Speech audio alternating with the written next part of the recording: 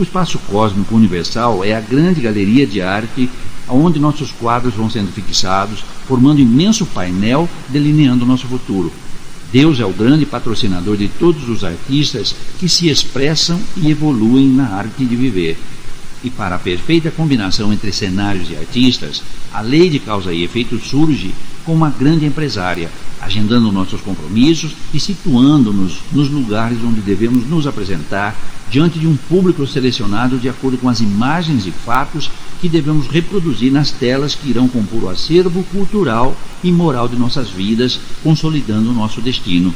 A mensagem cristã tem sido a grande musa inspiradora dos artistas bem-sucedidos, cujos quadros ocupam um espaço especial na galeria cósmica de arte. Jesus, o mestre por excelência, imprimiu nas telas de sua vida um quadro magnífico, onde exalta as cores da felicidade construída com amor e sabedoria. A película de luz com que revestiu sua obra tornou-a indestrutível, transformando-a num eterno modelo para o sucesso dos artistas em curso nos caminhos da evolução. Essa é a visão cósmica da nossa realidade que só o conhecimento espírita pode nos dar. Mas é justo reconhecermos que mesmo a fé cega teve o seu papel importante na evolução moral de muitos que se afirmaram homens bons e sábios, contribuindo a cada encarnação com o progresso humano. Sem dúvida, através dos séculos e das reencarnações que se seguiram no período da era cristã, os simples de coração conseguiram enxergar o óbvio. Apoiados na ciência da alma, revelada por Jesus, trabalharam as causas em si mesmos e se transformaram em benfeitores da humanidade. Com certeza, Albert Einstein foi um desses, pois nesta última encarnação impulsionou o progresso científico na Terra sem perder a simplicidade e a fé em Deus, virtudes conquistadas ao longo das suas encarnações. Temos que dar a mão à palmatória. Deus sabe o que faz. Tudo tem o seu valor relativo aos períodos evolutivos do homem, mesmo que mais tarde se tornem ultrapassados ou obsoletos, tiveram sua serventia. Não podemos condenar nossos antepassados por terem andado em carruagens tracionadas por animais só porque hoje desfrutamos de luxuosos automóveis. A sublime loucura. Muitos ainda veem os espíritas como loucos por acreditarem que existe vida além da morte. O que pensa sobre isso? Cristóvão Colombo foi chamado de louco porque acreditava na existência de um mundo para lá do oceano. Depois de confirmada sua crença, foi exaltado em sua glória. Os espíritas terão que ser os loucos deste e dos próximos séculos, porém, loucos que se sublimam ao ousarem viver fora das regras mundanas, loucos que chegam ao extremo de amar, perdoar e servir, loucos ao falarem de amor enquanto o mundo se arma para a guerra, loucos ao praticarem a caridade, enquanto o egoísmo prolifera, gerando a miséria e a fome. Enfim, loucos por acreditarem que além do oceano da morte, a vida continua. Você tem razão. Será essa sublime loucura que irá ajudar a transformar o mundo em que vivemos e acabará, finalmente, levando o homem a conquistar a verdadeira sanidade, a sanidade espiritual. Sabemos que esses loucos maravilhosos ainda enfrentarão muitas lutas dentro do próprio movimento. Nem mesmo os que caminham ao lado deles compreenderão a renúncia, a simplicidade e a coragem com que se entregaram a servir a humanidade. Mas o trabalhador fiel é como o sol, tolera as nuvens sombrias sem lhes negar o calor, pois logo elas passarão e ele continuará brilhando na luz que reflete das suas obras. A verdade, revelada pelo Consolador, é semelhante ao sol. Não tem lado obscuro, brilha por todos os ângulos. Não deixa espaço para interpretações dúbias. A clareza com que descortina a natureza espiritual do ser humano não impede que até os mais simples consigam compreendê-la. O semeador da luz precisa estar atento aos conceitos de espiritualidade que hoje transitam abertamente nos arraiais do nosso movimento, os quais contradizem a codificação espírita. Gandhi afirmou, abre aspas, o erro não se torna verdade por se difundir e multiplicar facilmente, do mesmo modo que a verdade não se torna erro pelo fato de poucos enxergá-la. Nas questões de consciência, a lei da maioria não conta. Fecha aspas. Diz o ditado popular que a mentira tem as pernas curtas, mas uma coisa é certa, ela caminha mais rápido e é mais envolvente e atraente do que a verdade. A ilusão distrai a consciência das suas responsabilidades. Por isso, em um mundo que vivencia uma busca insaciável pelos prazeres e facilidades, ela se torna tão atraente. ao passo que a verdade, por nos vincular às responsabilidades morais e conscienciais, as quais nem todos estão dispostos a assumir, se torna muito menos atraente. Nas questões da fé, devemos lembrar que as multidões são atraídas pelos sentidos e a minoria pela razão. Os aplausos da maioria não transformam a mentira em verdade. É preciso muita cautela para saber o que e a quem estamos seguindo dentro do nosso movimento. A luz está naqueles que se apagam para que os outros possam enxergar. Jesus afirmou, abre aspas, porque vos digo a verdade, não me acrediteis. Onde estiver o cadáver, ali se juntarão as águias. Fecha aspas. O homem terá que aliar o cérebro ao coração para se adaptar à moral cristã orientada pelo Consolador prometido. Os trabalhadores da última hora não poderão repetir o mesmo erro de outrora, quando o cristianismo foi entregue às elites que desvirtuaram suas sagradas finalidades. Agora que dispomos de maiores informações sobre a vida além da vida, só não alcançaremos a compreensão evangélica se nos distanciarmos da luz que emana do Consolador. Outrora, o histerismo religioso comprometeu a mensagem cristã. Hoje, o histerismo intelectual e mediúnico parece turvar a mensagem consoladora do espiritismo cristão.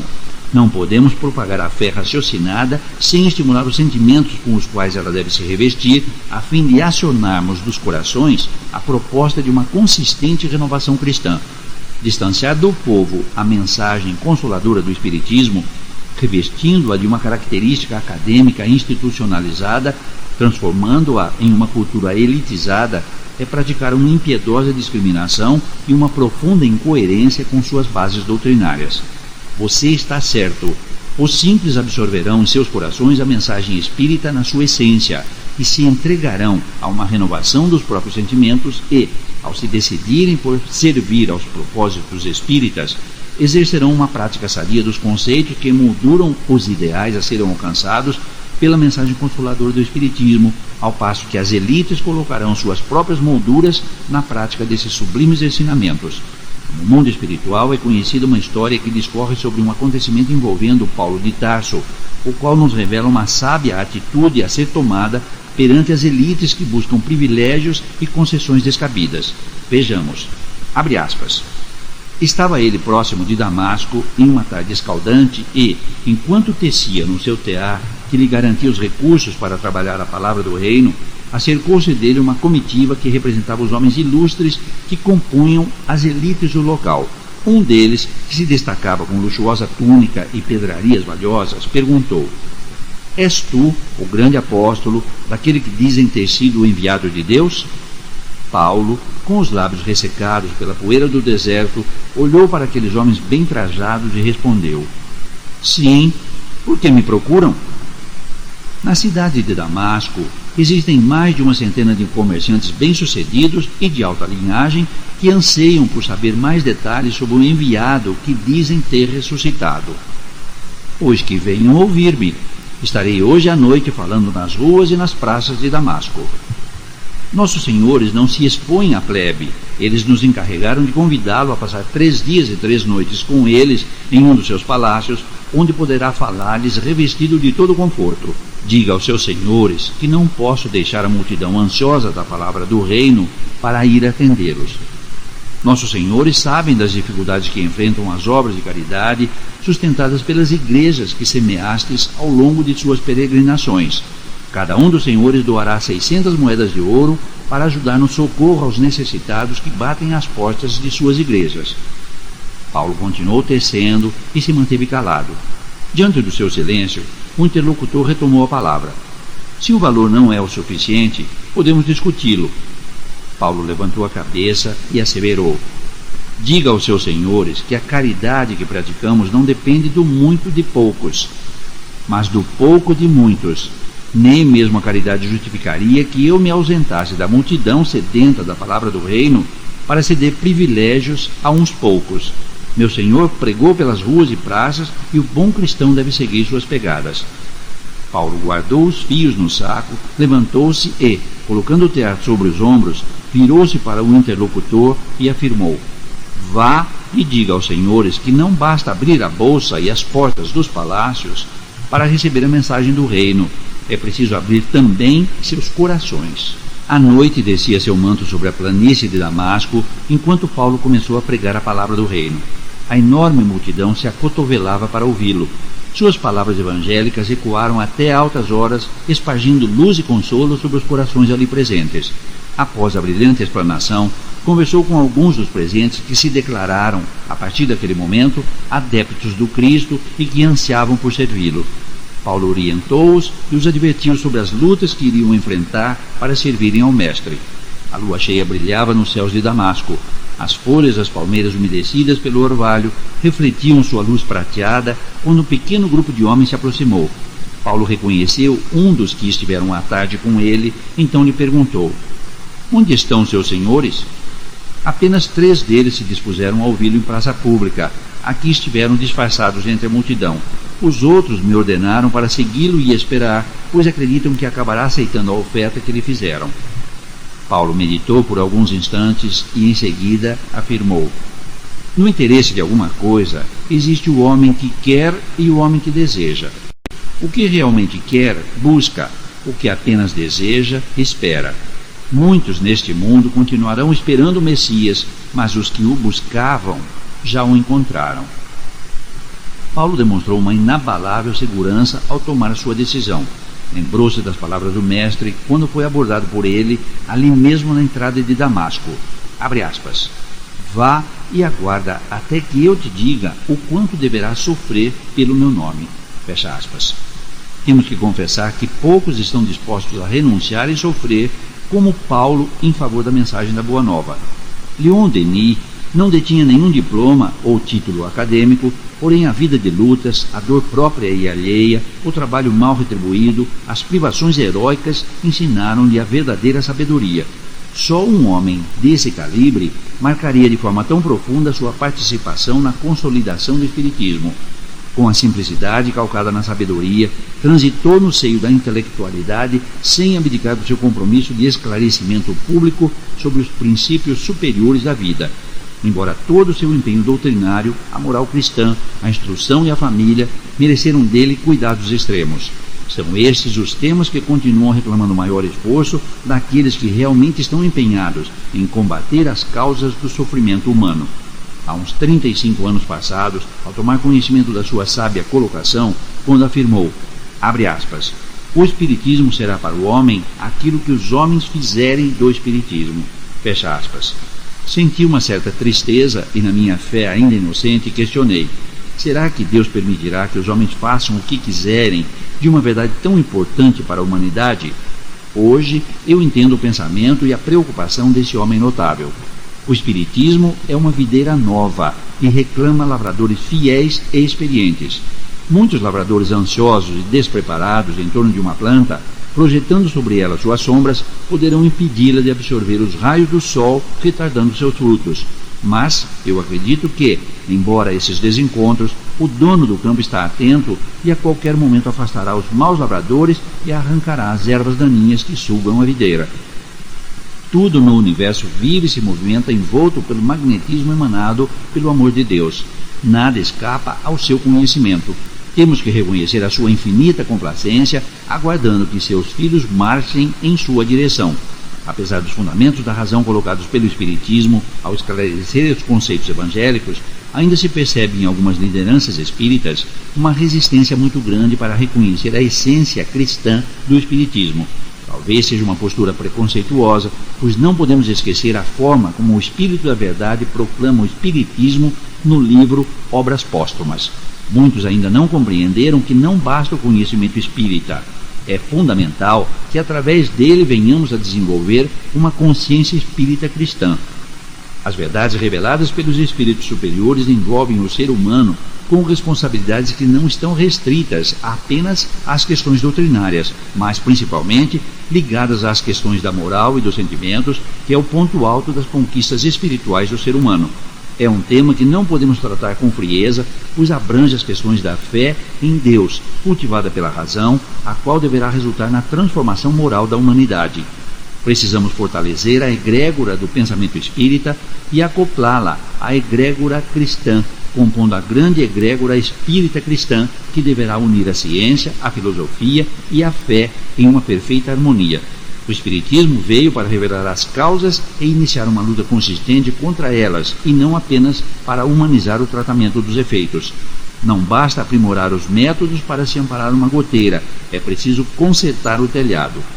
Um espírito protetor, ao comunicar-se com Kardec, afirmou, abre aspas, não basta interditar o mal e prescrever o bem, é preciso que o princípio do bem e o horror ao mal morem no coração do homem, fecha aspas. Sobre a questão da moral, que a cada dia se torna mais evidente, configurando-se como a necessidade mais importante a ser suprida pelo homem, percebemos uma incontestável coerência entre o que afirmaram os sábios e o que ensinou Jesus, e a incrível concordância com as revelações trazidas à baila pelo Espiritismo. Quando Albert Einstein toma por base os princípios da ciência fundamentada na lei da causalidade e explica a vida tomando a bola por símbolo, tem o mesmo significado das palavras de Jesus quando afirmou, abre aspas, a cada um será dado segundo as suas obras, fecha aspas. A ciência se baseia nas leis de causa e efeito, onde é reconhecido que toda causa gera um efeito. Essa lei não se aplica apenas na física, envolve também as questões morais. Conhecedor dessa realidade, Albert Einstein sabiamente demonstrou isso quando usou o arremesso da bola como sendo a causa e o retorno da mesma como sendo o efeito. É assim que a vida responde às nossas atitudes, no presente ou no futuro, onde muitas vezes recebemos os efeitos na mesma ou nas próximas reencarnações. Lord Byron constantemente afirmava, abre aspas, os espinhos que colho são da árvore que plantei, fecha aspas. Quando Einstein fala que viemos para uma breve visita, se reporta a condição transitória da vida na Terra. Ora, quem vem para uma breve visita deve retornar para o lugar de onde veio. Nessa afirmação, ele revelou que era alguém consciente de que a vida é eterna, caso contrário, teria dito, vivemos por pouco tempo, ou então teria afirmado, temos uma vida breve. Dentro desses conceitos, podemos desenvolver uma vida mais sábia e mais consistente, projetando-nos em direção da nossa felicidade. René Descartes afirmou, penso, logo existo. Porém, eu afirmo, sinto, logo vivo. Para existir, não é preciso pensar. As pedras também existem e não pensam. Para viver realmente, é preciso sentir profundamente a razão de se viver. Durante todos os séculos e milênios que se passaram no panorama evolutivo do ser humano, poucos até agora viveram ou vivem de verdade. Quando Jesus se reportava aos mortos, não se referia aos sepultados, mas sim aos inconsequentes e distraídos da verdadeira vida, chegando até a afirmar, abre aspas, deixai aos mortos os cuidados de enterrar seus mortos, fecha aspas. Para quem vive realmente, não existe morte. A morte é tema apenas dos que seguem pela vida aparentemente vivos, mas que permanecem mortos espiritualmente. Muitos veem na morte a perda dos entes queridos, mas não percebem que a verdadeira perda acontece durante a vida, quando o nosso egoísmo, nossa indiferença e o nosso orgulho nos afasta dos que renasceram para conviver conosco, envolvidos pelos laços da fraternidade e do amor. Quantos pais perderam seus filhos nas mãos da marginalidade por não oferecerem o afeto e a confiança de um amor verdadeiro que liberta e educa sem o sentimento de posse? A morte só é morte para aqueles que durante a vida permaneceram mortos. Continuarão mortos no mundo espiritual, submetidos às sombras da própria ignorância. A ignorância inocente é perdoável. Jesus abraçou os simples de coração e caminhou com eles pelas ruas, mas não contemporizou com a hipocrisia refugiada nos templos, pois sabia que os hipócritas construiriam um mundo de mortos e não um mundo de vivos. Aqueles que se esforçam para expressar o que não sentem e demonstrar o que não são, cobrem-se com a mortalha da hipocrisia e, embora sendo espíritos eternos, vivem sepultados pela cegueira espiritual que não lhes permite enxergar a luz da verdadeira vida. Viver com sabedoria e com plena consciência será o grande passo que os homens acordados pela fé raciocinada deverão dar para alcançarem a plenitude da vida, da paz e da felicidade. Vivemos o momento em que os verdadeiros espíritas cristãos deverão sair das catacumbas da omissão para gritarem em bom som: o Cristo vive para os que estão vivos de verdade. Agora, dispomos de maiores recursos de informação que nos permitirão corrigir os erros de interpretação com que obscureceram a mensagem do Cristo. O Espírito de Verdade afirma, abre aspas, no cristianismo encontram-se todas as verdades. São de origem humana, os erros que nele se enraizaram. Eis que do além-túmulo, que julgáveis o nada, vozes vos clamam. Irmãos, nada perece. Jesus Cristo é o vencedor do mal, sede os vencedores da impiedade. Fecha aspas. Com certeza, só proclamarão essas verdades os que realmente tiverem a coragem da fé e renunciarem aos interesses próprios e imediatos em favor da missão a que se destina a mensagem consoladora do Espiritismo. Valioso roteiro. Sabemos que não será apenas o Espiritismo que proporcionará o encontro do homem com Deus. Muitos já o encontraram muito antes da revelação espírita, mas é inegável que o Espiritismo surge para o homem moderno, ressabiado e decepcionado com os descalabros praticados pelas religiões, como uma valiosa bússola para direcionar o seu pensamento no rumo de uma consistente renovação de conceitos e sentimentos. O período da fenomenologia espírita, fundamentado nos efeitos produzidos através de mediunidades especiais, se encerrou ao cumprir sua elevada finalidade. Entramos agora no período dos fenômenos naturais inerentes à manifestação dos recursos intrínsecos à natureza espiritual do ser humano. O futuro nos reserva o esforço para a expansão dos sentidos além das barreiras físicas. Somente a elevação dos seus sentimentos permitirá ao ser humano interagir de forma consistente com a realidade etérea à sua volta. Nesse processo, teremos a luz sintonizando uma luz ainda maior, a qual se estende através das hierarquias cósmicas. Quais seriam os fenômenos naturais? São muitas as realizações de ordem espiritual que estão ao alcance do espírito reencarnado. O magnetismo curador, suscitado pelos sentimentos nobres da caridade. A atuação telepática, interagindo com o subconsciente, ajudando no equilíbrio psíquico de pessoas necessitadas. O animismo, resgatando recursos do eu mais profundo. O discernimento capaz de identificar de onde se originaram os efeitos, cujas causas nem sempre estão visíveis. Estes são alguns dos fenômenos naturais que se enquadram no próximo período evolutivo. Essa postura, por parte dos espíritas, desenvolverá uma consistente luta para se eliminar as causas que dão origem aos sofrimentos em todas as áreas da manifestação humana. De que forma poderemos desenvolver tais faculdades? O aprimoramento moral e a fé serão elementos fundamentais para o desenvolvimento dessas faculdades embrionárias no ser humano. O aprimoramento moral remove os obstáculos das sombras em nós e a fé conduz à prática da experimentação, sem a qual jamais saberemos do que somos capazes. Realmente, Allan Kardec, na Revista Espírita de novembro de 1866, reconhece a importância do magnetismo de cura como valioso processo de divulgação e propagação do espiritismo. Abre aspas. De todas as faculdades mediúnicas, a curadora vulgarizada é a que está chamada a produzir mais sensação, porque há, por toda parte, doentes em grande número, e não é a curiosidade que os atrai, mas a necessidade imperiosa de alívio. Mais que qualquer outra, ela triunfará sobre a incredulidade, tanto quanto sobre o fanatismo, que vê em toda parte a intervenção do diabo. A multiplicidade dos fatos forçosamente conduzirá ao estudo da causa natural e daí à destruição das ideias supersticiosas de feitiçaria, do poder oculto, dos amuletos, etc. Fecha aspas. Mas não é o que pensa a maioria dos dirigentes espíritas. Muitos afirmam que a cura de doentes não se enquadra na prática espírita e que a sua divulgação é mais importante para levar a humanidade à devida transformação moral. Qual é a observação que poderia fazer em torno dessa opinião que parece se generalizar no movimento espírita?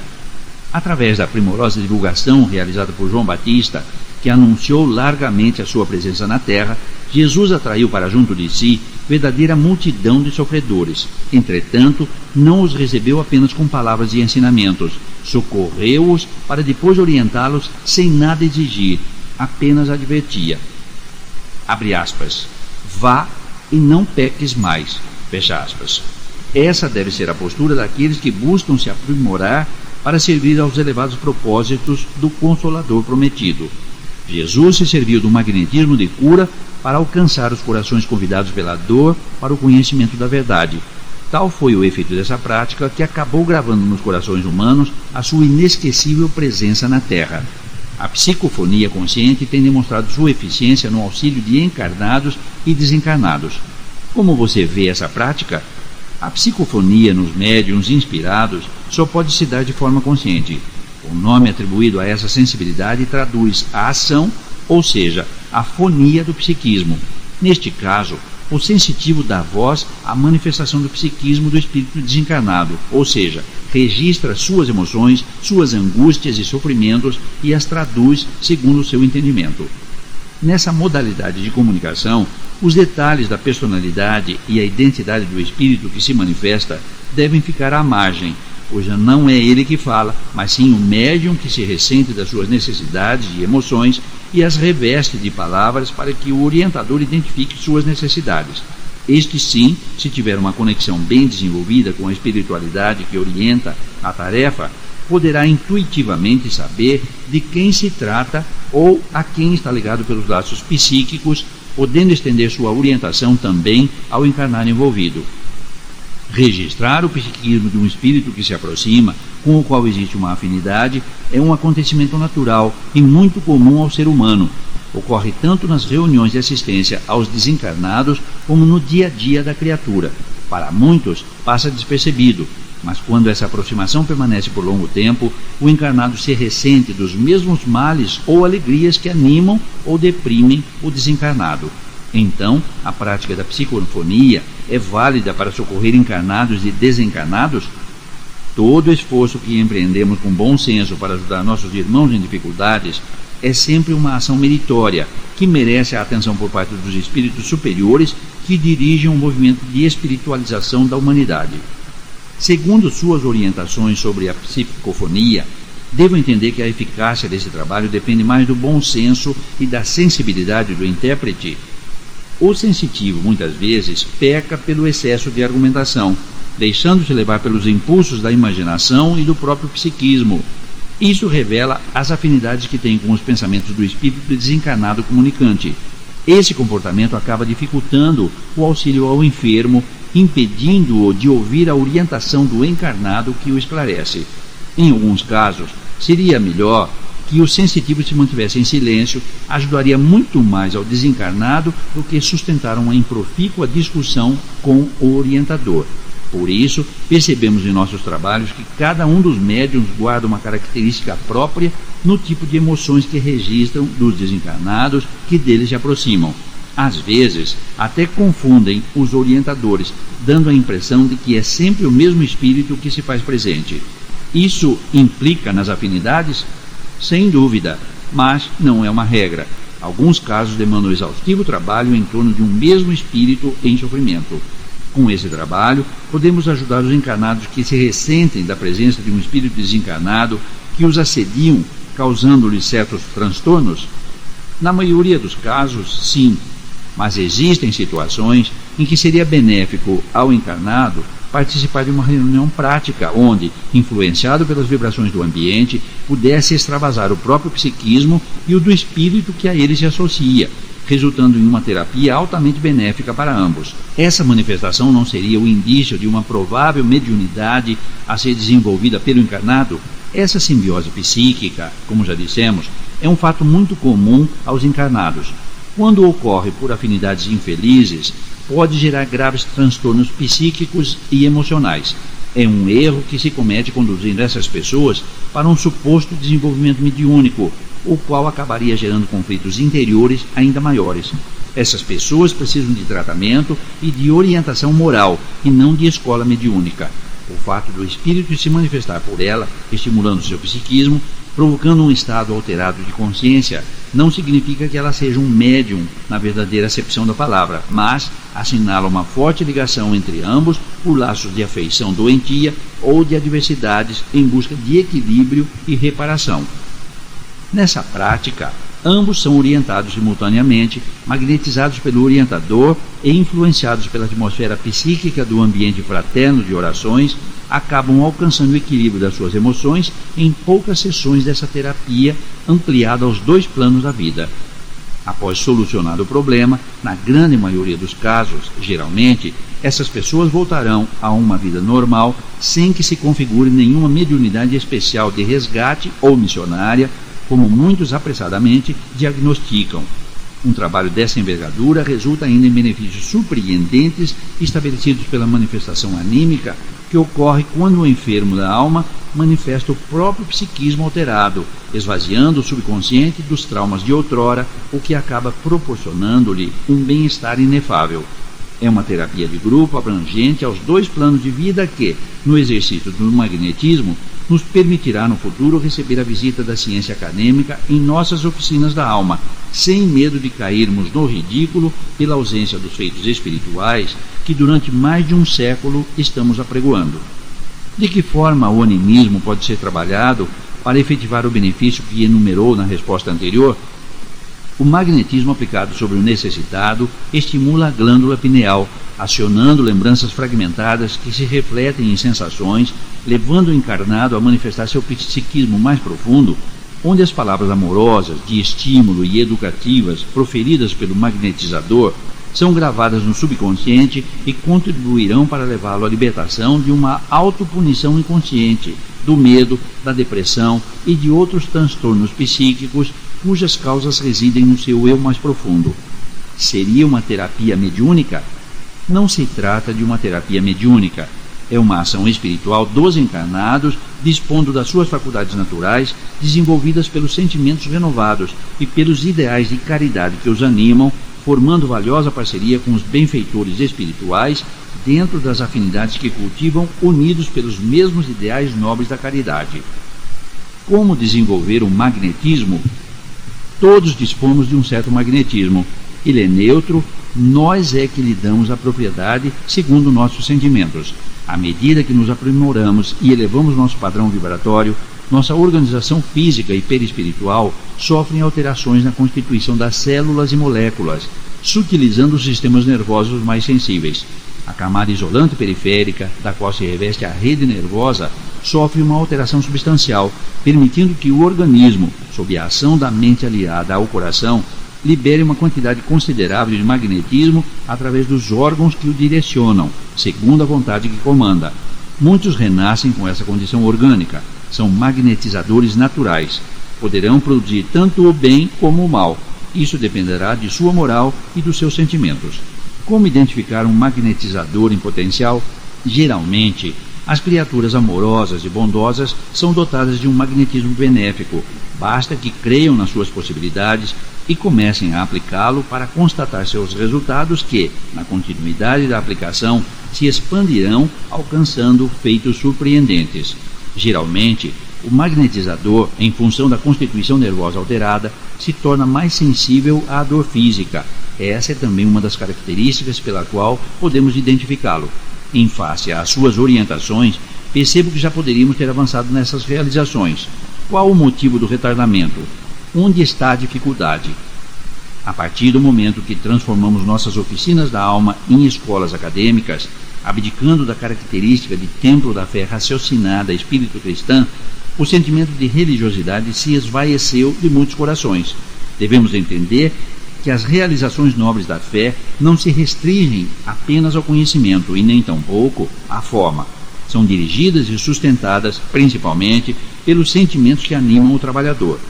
Em minhas experiências colhidas nos domínios da mediunidade, almas grandiosas destituídas de cultura surpreenderam-me com suas realizações motivadas pela fé, atraindo para junto de si espíritos luminares que usavam da sua meiguice e brandura para socorrer almas em aflição, contribuindo sobremaneira para a edificação da fé e da esperança nos corações desorientados.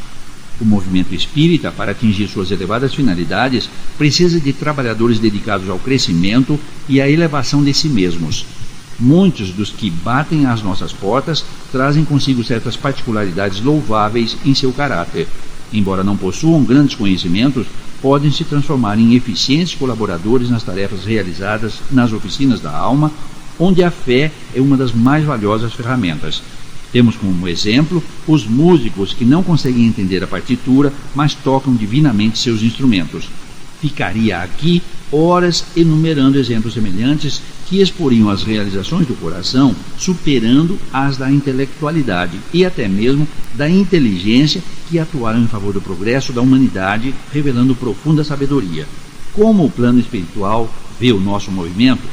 Há uma preocupação geral nos planos espirituais ao se perceber falanges inumeráveis de espíritos infelizes que se organizam e se especializam na dominação das vaidades humanas, afetando o movimento dos encarnados, de forma a suscitar a leviandade e a superficialidade no trato dos valores espirituais, transformando os redutos da fé em local de encontros rotineiros de criaturas afins. Essa ação deletéria tem se refletido na literatura espírita, fomentando informações que nivelam os planos espirituais aos níveis das paixões e das infantilidades terrenas. As instituições, sob a influência dessas forças contrárias e por interesses econômicos para ampliar suas estruturas materiais, acabam enfraquecendo as estruturas espirituais ao contribuírem para a proliferação de uma cultura equivocada dos valores espirituais. Infelizmente, o campo receptivo das consciências encarnadas favorece essa ação infeliz, dificultando qualquer ação de nossa parte. Devo entender que somente o tempo e os efeitos gerados pelos encontros doutrinários poderão suscitar o devido aprimoramento do nosso movimento? Temos alguns elementos em torno dos quais os espíritos superiores trabalham para estabelecer algumas lideranças que poderão ajudar nas mudanças necessárias para o bom êxito do movimento. Mas, de um modo geral, só o tempo poderá cinzelar a ação dos encarnados no trato dos valores espirituais que nos foram entregues pelo Consolador para o esclarecimento da humanidade. Existe uma outra questão. Muitos são acusados de praticarem o igrejismo no nosso movimento. Como você vê essa definição tão usada por alguns espíritas? Devemos entender que o radicalismo de alguns, fundamentado em conceitos estreitos sobre as manifestações da fé, tem contribuído para a proliferação da ideia de que toda instituição que imprime religiosidade em seus trabalhos pratica o igrejismo. Almas generosas entregues aos trabalhos da fé, aplicados no auxílio e no esclarecimento ao sofrimento humano, têm sido injustamente acusadas de praticarem o igrejismo. Não fora essas almas, que a cada dia se tornam mais raras, nós, espíritos desencarnados, pouco poderíamos realizar em favor dos encarnados e até mesmo em favor da manutenção da essência doutrinária. Sob a égide dessa ideia levantada por alguns espíritas, muitos acabaram abdicando da religiosidade, um dos sentimentos que mais deveria proliferar nos corações engajados às oficinas espíritas. Não concordamos com a inserção de rituais e cerimônias religiosas em nosso movimento, mas somos a favor da prática de uma religiosidade consciente e esclarecida. Sabemos que muitas instituições, onde não há o esclarecimento, acabam por suscitarem um movimento igrejeiro, onde as pessoas vão ao centro espírita da mesma forma como outrora acorriam às igrejas, sem que isso causasse qualquer repercussão positiva no comportamento cotidiano. Porém, não podemos generalizar e confundir uma e outra postura. Em Prolegômenos, no Livro dos Espíritos, há uma advertência assinada pelo Espírito de Verdade e por toda a sua equipe. Abre aspas. A vaidade de certos homens, que julgam saber tudo e tudo querem explicar a seu modo, dará nascimento a opiniões dissidentes. Mas todos os que tiverem em vista o grande princípio de Jesus se confundirão num só sentimento, o do amor do bem, e se unirão por um laço fraterno que prenderá o mundo inteiro. Estes deixarão de lado as miseráveis questões de palavras para só se ocuparem com o que é essencial. E a doutrina será sempre a mesma, quanto ao fundo, para todos os que receberem comunicações de espíritos superiores. Fecha aspas. Administrar as diferenças em torno do mesmo objetivo ainda é o grande desafio do ser humano. Concordo, mas as diferenças devem ser superadas quando existe um ideal cujo interesse se destina ao benefício da coletividade maior, principalmente se as diferenças comprometem a estrutura do ideal, vindo a prejudicar os objetivos a serem alcançados.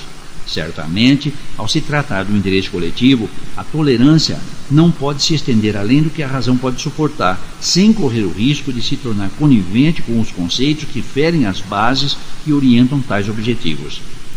Como vê a prática dos passes? O passe é um dos recursos espirituais cuja prática está ao alcance de qualquer inteligência voltada para o bem do próximo. Não requer conhecimentos científicos, aptidões especiais e nem de técnicas, apenas a fé e uma vontade firme de ajudar os necessitados de toda sorte.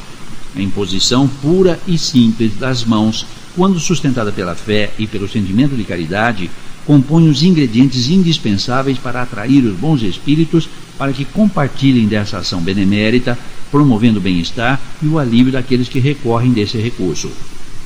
É necessário que seja praticado em recinto específico? Por se tratar de uma ação fundamentada no trato dos fluidos e não do magnetismo, e que depende muito mais da colaboração dos bons espíritos, quando possível, seria de bom alvitre que o local fosse preservado de atividades corriqueiras, o que permitiria consolidar e manter uma psicoesfera inalterada, proporcionando resultados mais consistentes. Existe algum tipo especial de passe? O passe é um só. O que existe são pessoas especiais cujo amor com que se entregam a essa prática resultam em grandes benefícios em favor dos necessitados. Qual seria o perfil ideal na composição das tarefas que deveriam ser realizadas em nossas instituições?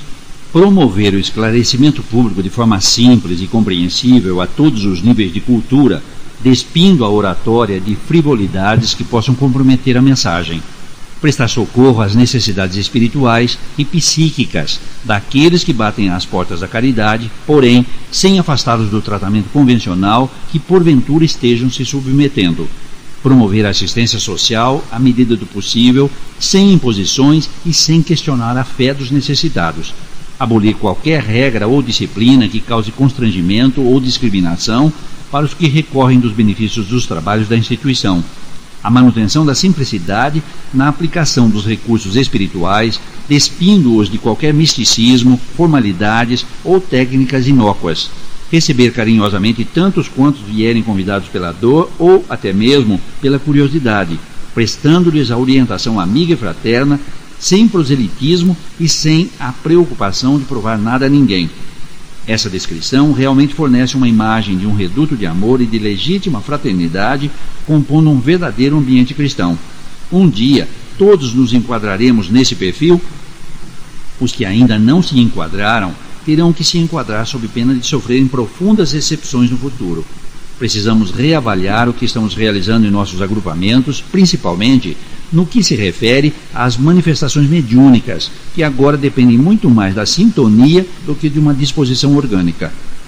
Os espíritos superiores não mais pegarão em vossas mãos para escreverem, não mais se materializarão à vossa frente, aguardarão que se elevem até eles para então estabelecerem uma parceria que redundará em valiosos benefícios para a humanidade. Realmente, se nos elevarmos moralmente no futuro, gozaremos de maior liberdade espiritual e poderemos nos desdobrar para fora do corpo para nos inteirarmos da amplidão sobre a qual se estende o nosso verdadeiro lar e para nos orientar com os amigos superiores. Hoje, ainda é rara essa prática e existem algumas dúvidas entre os estudiosos do assunto. Alguns dizem que, ao se exercitar o desdobramento, o corpo perispiritual não acompanha o espírito e que o que ocorre é apenas uma projeção mental. Porém, uma projeção mental só pode ocorrer quando o ponto para onde nos projetamos é de nós reconhecido. Então, fica a pergunta: como poderei projetar-me mentalmente para um lugar que ignoro? A projeção mental está limitada a condições especiais. Por exemplo, uma delas ocorre quando uma pessoa, estando muito preocupada com alguém que lhe é familiar, projeta-se mentalmente na direção desse alguém e a sua presença poderá até ser registrada através de sensações ou até mesmo visualizando a imagem mental projetada. Isso não significa que tal projeção seja um corpo de manifestação, pois sabemos que só através do perispírito é que podemos nos manifestar no plano espiritual. Conheço um caso que retrata muito bem essa realidade. Uma mãe, todas as noites, ao deitar-se, orava pela sua filha que dormia no quarto ao lado. Mentalmente, ela imaginava sua filha no leito e a acariciava enquanto orava. Por várias vezes, pela manhã, a filha perguntou-lhe: "Mãe, a senhora esteve no meu quarto ontem à noite?" Isso é uma projeção mental intensa, cuja percepção aconteceu através da sensação que a filha teve de que sua mãe esteve ali. Não houve uma interação ou conversação entre elas, fato que só poderia ocorrer se as duas estivessem em desdobramento durante o sono. Através da projeção mental, podemos nos fazer sentir somente nos ambientes e nas pessoas que conhecemos. É óbvio que, mentalmente, não podemos percorrer um espaço ou lugar desconhecido ou investigar qualquer particularidade desse lugar, muito menos interagir com pessoas mesmo que sejam de nós conhecidas. É importante que ressaltemos que o perispírito é o elemento intermediário que possibilita a manifestação física e espiritual da mente. Sua essência é maleável, etérea e obedece ao domínio mental que exercemos sobre ela, não estando subordinada às leis da física a que se submetem os corpos sólidos. Sua capacidade de expansão e retração diferem em muito da dilatação da matéria densa exposta às intempéries. A energia que o constitui está em estado plasmático e vibra segundo o espírito pensa e sente, isto é, que se lhe dá a forma e a sutilidade ou a densidade. Com ele, o espírito se manifesta no plano espiritual e viaja no espaço afora, mesmo estando ligado ao corpo físico, possibilitando o fenômeno do desdobramento. Segundo Allan Kardec, estaremos sempre ligados a esse maravilhoso equipamento que se ajusta e se amolda às novas características evolutivas que vamos alcançando. Sua elasticidade e maleabilidade obedece às necessidades do espírito, tal é que podemos percorrer longas distâncias, indo a lugares inimagináveis, sem perdermos o contato com o nosso corpo, o qual é mantido através de um liame que, na verdade, é uma dilatação do corpo perispiritual e serve como condutor eletromagnético por onde transitam as nossas ondas mentais que nos prendem ao compromisso reencarnatório. É assim que ocorre o desdobramento. Todos nos desdobramos durante o sono, mas poucos são os que conseguem interagir de forma consciente com esse fenômeno, trazendo as lembranças para o plano físico. Quando se torna importante para a nossa evolução tomarmos conhecimento de um fato através de um desdobramento, com certeza nossos amigos espirituais estão monitorando nossa saída do corpo, conduzindo-nos ao lugar certo e na hora certa. Tanto a projeção mental quanto o desdobramento são faculdades importantes para trabalharmos o auxílio à distância, pois ao projetar-nos diante da pessoa, estaremos impregnando-a com o nosso magnetismo. Estamos entrando em um período dentro do movimento espírita em que necessitamos muito mais de mentes iluminadas do que de médiums.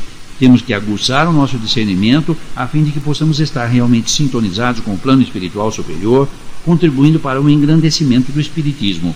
Agora, mais do que nunca, precisamos nos unir em torno dos objetivos a serem alcançados para que a nossa voz seja uníssona na convocação das responsabilidades humanas em torno da renovação dos sentimentos, principal objetivo a ser alcançado para a efetiva regeneração da humanidade. Vivemos um período consciencial agudo, onde as mentes comprometidas de outrora, ansiosas pela paz em suas consciências, buscam desesperadas o abrigo da fé. Desiludidas com os templos da ociosidade, aportarão em maior número em nossas oficinas da alma. Precisamos nos preparar para recebê-los carinhosamente com a mensagem esclarecedora e consoladora do Evangelho redivivo, restaurando as esperanças, socorrendo e enxugando lágrimas, à semelhança de prontos socorros improvisados pela misericórdia divina em meio ao sofrimento humano. Consequentemente, estaremos conduzindo essas almas a um novo estado de consciência, ressuscitando-as para a verdadeira vida. Realmente, se nos descuidarmos das responsabilidades que assumimos com o Cristo, através do conhecimento que nos foi legado pelo Consolador, seguiremos como os doutores da lei, multiplicando e ampliando os templos improdutivos que servirão apenas para promover encontros fraternos das vaidades humanas em torno do Espiritismo. Nosso estimado benfeitor, Dr. Bezerra de Menezes, no livro Dramas da Obsessão, psicografado pela médium Ivone Pereira, descreve o ambiente ideal que deve predominar nas instituições espíritas a fim de alcançarem as realizações louváveis a que se destinam. Vejamos, abre aspas, as vibrações disseminadas pelos ambientes de um centro espírita, pelos cuidados dos seus tutelares indivisíveis, os fluidos úteis necessários aos variados quão delicados trabalhos que ali se devem processar, desde a cura de enfermos até a conversão de entidades desencarnadas sofredoras e até mesmo a oratória inspirada pelos instrutores espirituais, são elementos essenciais, mesmo indispensáveis a certa série de exposições movidas pelos obreiros da imortalidade a serviço da terceira revelação. Essas vibrações, esses fluidos especializados, muito sutis e sensíveis, hão de conservar-se imaculados, portanto, intactas as virtudes que lhes são naturais e indispensáveis ao desenrolar dos trabalhos, porque, assim não sendo, se mesclarão de impurezas prejudiciais aos mesmos trabalhos por anularem as suas profundas possibilidades. Daí porque a espiritualidade esclarecida recomenda aos adeptos da grande doutrina o máximo respeito nas assembleias espíritas, onde jamais deverão penetrar a frivolidade e a inconsequência, a maledicência e a intriga, o mercantilismo e o mundanismo, o ruído e as atitudes menos graves, visto que estas são manifestações inferiores do caráter e da inconsequência humana, cujo magnetismo para tais assembleias e, portanto, para a agremiação que tais coisas permite, atrairá bandos de entidades hostis e malfeitoras do invisível que virão influir nos trabalhos posteriores, a tal ponto que poderão adulterá-los ou impossibilitá-los, uma vez que tais ambientes se tornarão incompatíveis com a espiritualidade iluminada e benfazeja. Fecha aspas. Abre aspas.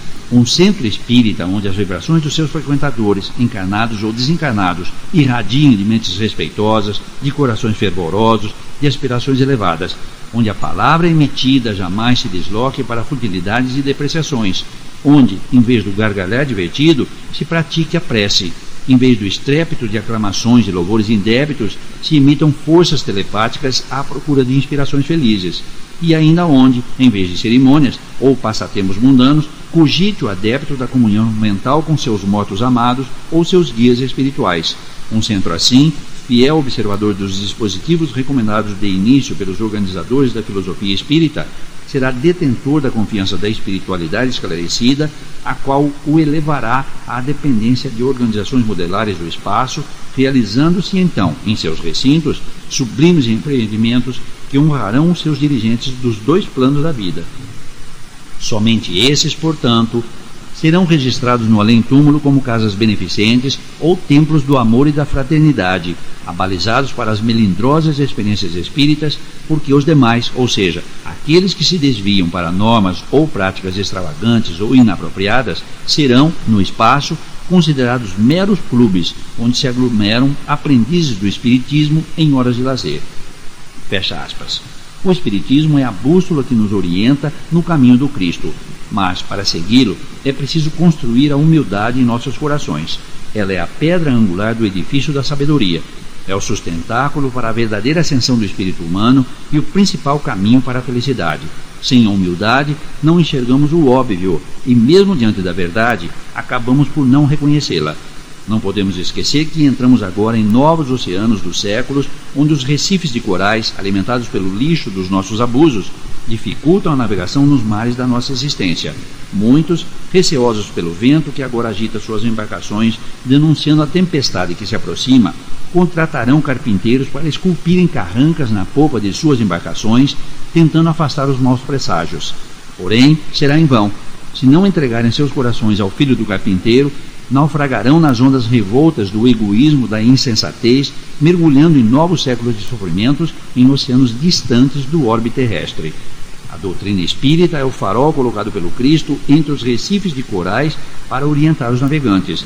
Precisamos mantê-lo aceso para que sua luz brilhe com toda a intensidade na escuridão dos mares deste século de grandes provações, de tal forma que possa ser visto, até mesmo, pela tripulação das pequenas embarcações que seguem a estibordo e a bombordo da Esquadra Mundial. Em 5 de novembro de 1938, Chico Xavier recebeu uma mensagem de Humberto de Campos, a qual foi inserida no livro Novas Mensagens, editado pela FEB, na qual ele descreve um importante conclave realizado pelos espíritos superiores envolvidos na tarefa do Consolador. Assim, ele descreve, abre aspas, numerosos companheiros de Allan Kardec já haviam regressado às luzes da espiritualidade, quando inúmeras entidades do serviço de direção dos movimentos espiritistas no planeta deliberaram efetuar um balanço de realizações e de obras em perspectiva, nos arraiais doutrinários sob a bênção misericordiosa e augusta do Cordeiro de Deus. Vivia-se, então, no limiar do século XX, de alma aturdida ante as renovações da indústria e da ciência, aguardando-se as mais proveitosas edificações para a vida do globo. Falava-se aí, nesse conclave do plano invisível, com respeito à propagação da nova fé em todas as regiões do mundo, procurando-se estudar as possibilidades de cada país no tocante ao grande serviço de restauração do cristianismo em suas fontes simples e puras. Após várias considerações em torno do assunto, o diretor espiritual da grande reunião falou com segurança e energia. Irmãos de eternidade. No mundo terrestre, de modo geral, as doutrinas espiritualistas, em sua complexidade e transcendência, repousam no coração da Ásia adormecida, mas precisamos considerar que o Evangelho do Divino Mestre não conseguiu ainda harmonizar essas variadas correntes de opinião do espiritualismo oriental com a fraternidade perfeita, em vista das nações do Oriente se encontrarem cristalizadas na sua própria grandeza há alguns milênios. Em breve, as forças da violência acordarão esses países que dormem no sono milenário do orgulho, numa injustificável aristocracia espiritual, a fim de que se integrem na lição da solidariedade verdadeira, mediante os ensinamentos do Senhor. Urge, pois, nos voltemos para a Europa e para a América, onde se campeiam as inquietações e ansiedades. Existe um desejo real de reforma em favor da grande cooperação pelo bem comum da coletividade. Certo, essa renovação é sinônima de muitas dores e dos mais largos tributos de lágrimas e de sangue, mas, sob as ruínas da civilização ocidental, deverá florescer no futuro uma sociedade nova sobre a base da solidariedade e da paz em todos os caminhos dos progressos humanos. Examinemos os resultados dos primeiros esforços do Consolador no Velho Mundo, e os representantes dos exércitos de operários que laboram nos diversos países da Europa e da América começaram a depor sobre os seus trabalhos no Congresso do Plano Invisível, elucidando-os sinteticamente. A França, exclamava um deles, berço do grande missionário e codificador da doutrina, desvela-se pelo esclarecimento da razão, ampliando os setores da ciência humana, positivando a realidade de nossa sobrevivência através dos mais avançados métodos de observação e de pesquisa. Lá se encontram ainda numerosos mensageiros do alto, como Denis, Flammarion e Richer, clareando ao mundo os grandes caminhos filosóficos e científicos do porvir. A Grã-Bretanha, afirmava outro, multiplica os seus centros de estudo e de observação, intensificando as experiências de Crookes e dissolvendo antigos preconceitos. A Itália, asseverava novo mensageiro, teve com Lombroso o início de experiências decisivas. O próprio Vaticano se interessa pela movimentação das ideias espiritistas no seio das classes sociais, onde foi estabelecido o rigoroso critério de análise no comércio com os planos invisíveis para o homem terrestre. A Rússia, bem como outras regiões do norte, prosseguia outro emissário, conseguira com Asakov a difusão de nossas verdades consoladoras. Até a corte do czar se vem interessando nas experimentações fenomênicas da doutrina. A Alemanha, afirmava outro ainda, possui numerosos físicos que se preocupam cientificamente com os problemas da vida e da morte, enriquecendo os nossos esforços de novas expressões de experiência e cultura. Iam as exposições a essa altura, quando uma luz doce e misericordiosa inundou o ambiente da reunião de sumidades do plano espiritual. Todos se calaram, tomados de uma emoção indizível, quando uma voz, augusta e suave, falou, através das vibrações radiosas de que se tocava a grande assembleia. Amados meus, não tendes para a propagação da palavra do Consolador, senão os recursos da falível ciência humana? Esquecestes que os excessos do raciocínio prejudicaram o coração das ovelhas desgarradas do grande rebanho? Não haverá verdade sem humildade e sem amor, porque toda a realidade do universo e da vida deve chegar ao pensamento humano, antes de tudo, pela fé, ao sopro dos seus resplendores eternos e divinos. Operários do Evangelho, excelente é a ciência bem intencionada do mundo, mas não esqueçais o coração em vossos labores sublimes. Procurai a nação da fraternidade e da paz, onde se movimenta o povo mais emotivo do globo terrestre, e iniciai aí uma tarefa nova. Se o Cristo edificou a sua igreja sobre a pedra segura e inabalável da fé, que remove as montanhas, e se o Consolador significa a doutrina luminosa e santa da esperança de redenção suprema das almas, todos os seus movimentos devem conduzir à caridade, antes de tudo, porque sem caridade não haverá paz, nem salvação para o mundo que se perde. Fecha aspas. Essa manifestação de Humberto de Campos foi profética, pois estamos assistindo à violência sacudindo quase toda a Ásia. O Oriente, apesar da cultura espiritualista parecer naufragar nas guerras e dos massacres praticados nas disputas internas, isso deixa patente que o espiritualismo sem a orientação da moral cristã permanece apenas ocupando o lugar de filosofia como outras tantas existentes em nosso planeta. Apesar de deterem algum conhecimento espiritual, muito pouco conseguem influenciar a renovação capaz de desenvolver a verdadeira espiritualidade. Por outro lado, percebemos que o entusiasmo da ciência em torno da realidade do espírito na Europa esfriou e não deixou nem mesmo um rastro consistente. Com isso, mais uma vez, se confirma a fé raciocinada como o caminho para a compreensão maior da vida para os espíritos em resgate e ascensão. Sem dúvida, a verdade, antes de tudo, é sentida pelo coração para depois acionar os mecanismos da busca pela compreensão. O coração é a porta por onde entram os primeiros laivos da sabedoria. É aí, no reduto dos sentimentos, que se estabelece a conexão com a realidade cósmica, por onde alcançamos o mais profundo discernimento. Eu não tenho dúvidas de que o Brasil é a pátria da fraternidade a que se referiu o benfeitor. Com certeza será o berço da civilização espiritualizada e não apenas espiritualista e que predominará no futuro. A caridade, a fraternidade e a fé são abundantes no coração dos brasileiros. Como você define a caridade? Caridade é a dama do Evangelho e a rainha da luz. Difícil explicá-la na sua plenitude. Caridade é a alquimia que transforma os elementos. Sob os auspícios desse sentimento, um simples pedaço de pão doado com amor pode se transformar em luz para quem o recebe. Enquanto existir a fome, a miséria e a dor na terra, a generosidade será sempre uma atitude de amor na sua mais profunda expressão. Por outro lado, aqueles que trabalham o esclarecimento para eliminar as causas de todos esses infortúnios, exercendo a comunicação esclarecedora, praticam a mais alta expressão da caridade, revestida de sabedoria e amor. Ambos os campos de atuação da caridade cristã requerem em serviço almas nobres e corajosas, dotadas dos sentimentos elevados. Temos que reconhecer esse mundo como um celeiro de oportunidades para a elevação espiritual do ser humano, principalmente neste século que se inicia, trazendo grandes desafios para o crescimento humano. Com certeza, vivemos um momento importante na evolução planetária. Os dias, ante o frenesi que se apodera da mente humana, se diluem rapidamente, convocando o homem para uma integração mais sábia com a realidade à sua volta. O mundo marcha para períodos de provações maiores? Estamos às portas de novos horizontes, onde a Terra se desvinculará da condição expiatória em que se encontram os seus habitantes. O mundo espiritual se apressa em trabalhar as mudas que deverão florescer nos jardins humanos da nova era, mas a maioria ainda está na estufa, submetendo-se ao calor das provações, a qual deverá elevar a sua temperatura para esterilizá-las das impurezas que ainda permanecem comprometendo o seu desenvolvimento. Muitas delas, depois de amadurecerem no calor das provações necessárias e se manterem adubadas pela fé raciocinada e obedientes ao cultivo do Consolador, surgirão como magníficos exemplares, destacando-se pela qualidade dos frutos que produzirão. Estas receberão a incumbência de produzirem o pólen da fé e da razão, que fertilizará as plantas ainda dispersas e distantes do jardineiro divino, fortalecendo-as para frutificarem nos jardins que deverão compor as paisagens do novo mundo. E aquelas que perseverarem na condição de ervas daninhas, ameaçando a composição dos jardins do futuro?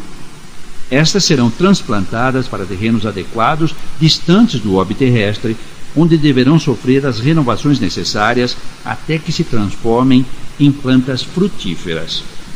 Final do livro, Einstein e Kardec, a conexão entre a ciência e a fé. Lido por Anselmo D'Onofrio, em março de 2010, com grande prazer para o meu querido amigo, Antônio Carlos Grande. Um grande abraço.